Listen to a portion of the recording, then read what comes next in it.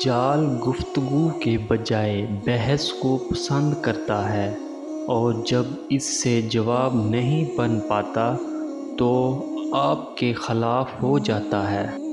آپ کی ایک مسکراہٹ کسی افسردہ دل کو سکون دے سکتی ہے۔ لمبا دھاگا ہمیشہ الجھ جاتا ہے اور لمبی زبان ہمیشہ الجھا دیتی ہے، اس لیے دونوں کو سمیٹ کر رکھیں۔ کسی کو بھی اس کے ماضی کی وجہ سے مت پرکھو، ہو سکتا ہے وہ اب وہاں نہ رہتا ہو۔ زندگی خوبصورت خود بخود نہیں بنتی، اس کی تعمیر روزانہ کی کوششوں اور دعاؤں پر ہوتی ہے۔ سب سے بڑا مسئلہ یہ ہے کہ ہم کسی کی بات کو جواب دینے کے لیے سنتے ہیں، نہ کہ سمجھنے کے لیے۔ منزل ملے نہ ملے بعد کی بات ہے، ہم کوشش بھی نہ کریں یہ تو غلط بات ہے۔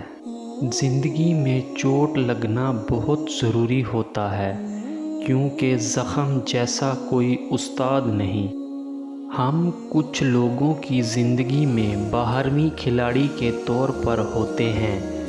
جب کوئی اور دستیاب نہ ہو تو پھر ہمارا انتخاب ہوتا ہے۔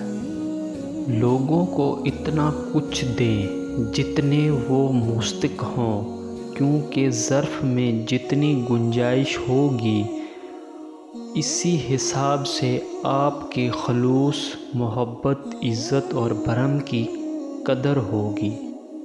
اگر آنکھ کی بینائی ختم ہو جائے تو انسان رات اور دن میں فرق نہیں کر سکتا۔ اسی طرح اگر انسان دل کا اندھا ہو جائے تو وہ حق اور باطل میں فرق نہیں کر سکتا۔ اگر کوئی آپ سے جلتا ہے تو پھر آپ کا فرض بنتا ہے کہ اسے پوری ذمہ داری سے جلائیں۔ حسد کو کاٹنے کے لیے اخلاق سب سے عمدہ تلوار ہے۔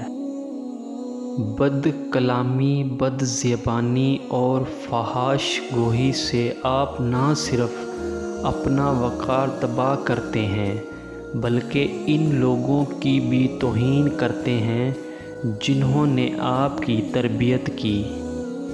جو لوگ اپنی سوچ نہیں بدل سکتے وہ کچھ نہیں بدل سکتے۔